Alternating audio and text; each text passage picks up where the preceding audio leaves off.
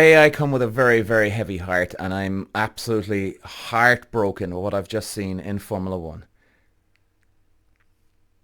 Baku, the place where fortunes can be made and destroyed in the blink of an eye. And this weekend, it was giving us a lot of drama. Crashes, 6 red flags in qualifying, the record of the amount of red flags in a in qualifying.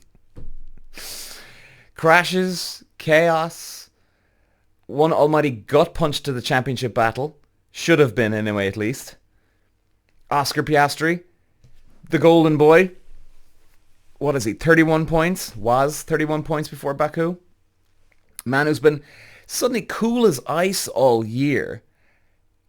And then he absolutely melts like butter in the desert.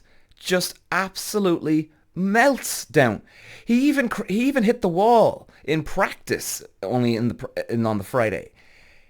I mean, what the hell is going on?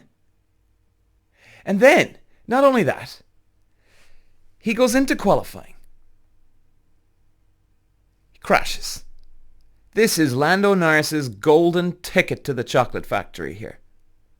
Golden ticket. And Lando Norris... Now, guys, don't get me wrong. Listen, I'm actually gunning for Oscar Piastri to win the championship. I want him to win the championship. But I want to see a good fight, man. I want to see a good scrap for this. You know, I want this to go down to the final race here. And when the door swung wide open here for Lando Norris, when opportunity screamed at the top of his lungs for Lando Norris, what happened? Lando Norris scrubs the wall. He flinched. He hesitated. He didn't grab it. He didn't strangle it. And, you know, while two McLarens stumble, who was waiting in the wings? Maxi boy. No. Calculated, relentless. The car was dominant. Max was dominant the whole weekend. Red Bull walked away with a huge victory. And the title suddenly feels like it slipped through Lando's fingers. And, you know, if these two... If these two keep going the way they're going, McLaren, Max could end up getting back into this championship. It's a long stretch. There's no two ways about it. Let's get into it. Walsh running the Irish green, and look at the move he's making down to the inside. Moves to the front. What a move from 5th all the way to the lead in lap 1. Walsh takes win number 2. Peter. Walsh. No, this is the brutal truth about Formula One, lads, and this is the brutal truth about all of us in life. You know, opportunities, they don't wait. They don't sit politely at the table waiting for you to be ready, okay? They barge in sometimes, throwing a chair, and if you don't grab it, you're done. And for Piastri, the conflict was internal. All year long, he looked like the assassin, the stone-cold operator. But in Baku... Cracked once, doubt starts creeping in. Suddenly people ask the question, is he really the guy? Is he really the future champion we all thought? Now, for Norris, the conflict is external, I think. The universe handed him the golden ticket. His teammate was out. The championship leader, vulnerable. And this was his moment to leap, to land the knockout punch, and he didn't. And in not taking it, the narrative shifts. Instead of, in a way, Lando the contender, we're left with Lando the nearly man. That's a dangerous label in Formula One. And for, you know, like, guys, and don't get me wrong here, right? Drivers can make mistakes. I made plenty of them in my days. Every single racing driver I've ever known has made so many mistakes, you couldn't count them. You literally couldn't count them. But when the heat's on, my man, and when the pressure's on, or you wouldn't even say it's an actual pressure, but this was an opening. And Lando just didn't go. You know, Oscar Piastri, he had a 31 lead. Isn't it 31, I think? 31-point lead coming in here. This is a race in hand plus 6 points. That's a very, very nice cushion before Baku. Very nice cushion. Now, the kind of lead that is gold dust in Formula One, lads. And, you know, it means you can afford to make a mistake. And he did. Okay? So in a way, you wouldn't say that he buckled because of pressure. He just buckled. This isn't like the championship decider and Oscar has to keep it on pole, has to get it on off pole, has to win the race, has to finish on the pole. No, it's none of that. It's none of that. But he cracked. Maybe it was the other way around. Maybe victory is defeating the guy. And this is something that we should all be very careful of, lads, in life. Victory can also defeat you. Victory can make you lazy. Victory can make you lose your focus. And all of a sudden, you end up in a wall. For Lando Norris, such a nice guy, but, the backdrop is more painful, lads. All season long, he's been kind of in the shadow of the garage and, always in the mirrors, never quite in front per se. He's had some wins, yes. He needed a spark. He needed a turning point, and Baku gave it to him on a silver platter. His teammates' error should have been his springboard. Oscar Piastri, I can guarantee you this, because every racing driver has been in this situation. I guarantee you Oscar Piastri is feeling insane relief right now. Oh, you better believe it. The race itself had all the hallmarks of Baku. Chaos, tension, danger at every corner. The long straights, and then slamming on those brakes, man. They're going up to over 217 miles an hour. I think that's what was recorded. The castle section, punishing the slightest mistake. And it was here that Piastri's chances cracked. He didn't look calm. He didn't look steady. He looked like a man fighting the car, fighting himself, and eventually losing both battles. And the crash was that crash was the spark, man. Suddenly all eyes were on Norris. And this was the moment we were all waiting for. Because Norris was first or second, third quickest all weekend. He was.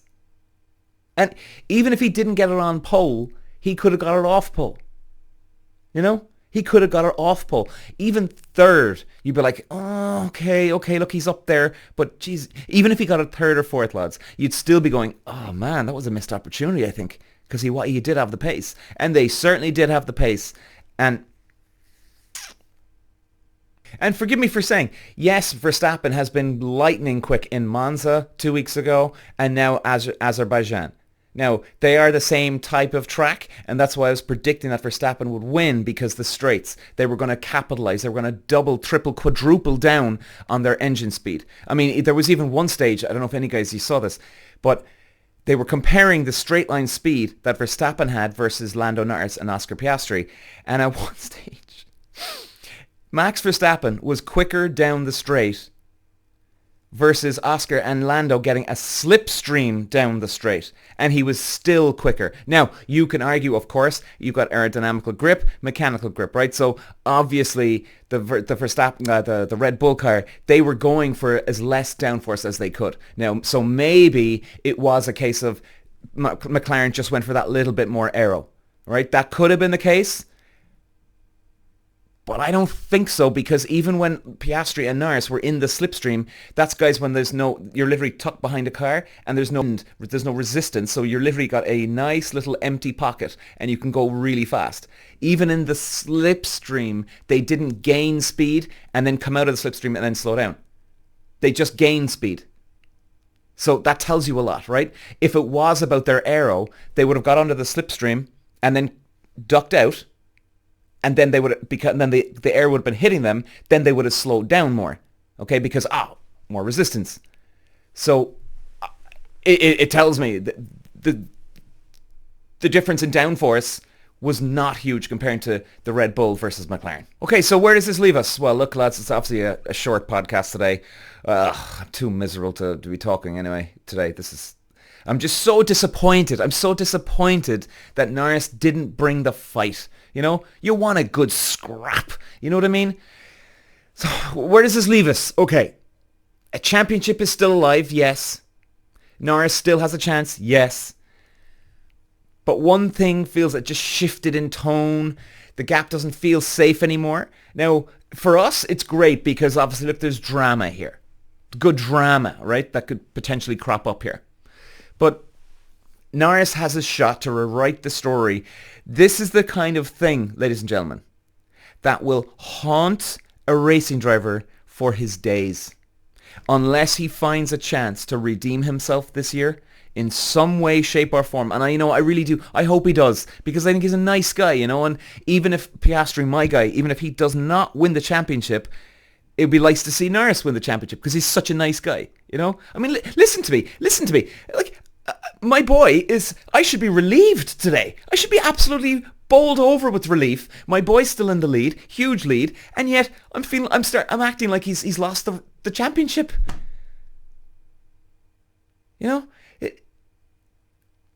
Oscar Piastri cracked.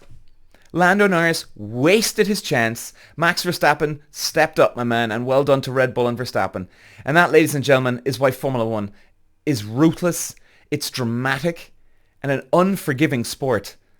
One of the most unforgiving sports on this planet. We're going to wrap it up, lads. I'm too depressed to talk today. Way too depressed for this. So look, for Piastri fans, great results. Singapore is next in 2 weeks. That could be eventful. That's a tough race. It's a tough street circuit. We'll obviously get into it more on the preview for Singapore. But what's wrong with me today? I'm very heavy with this. It's just, you want to see a guy compete. Even Piastri, I guarantee you, right? I won't say guarantee, I'll go back. If I think what Piastri is the stone cold assassin the way I really do think he is, maybe I'm wrong, because look, whoa, what have we seen this weekend? What did we see in Monza only a few weeks ago, where he was challenging for positions, taking unnecessary risks?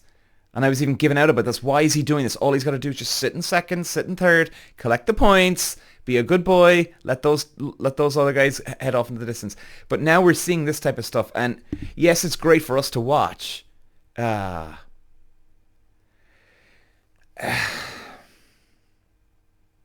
Anyway, we're done, lads. We're done. I'm too depressed to talk today.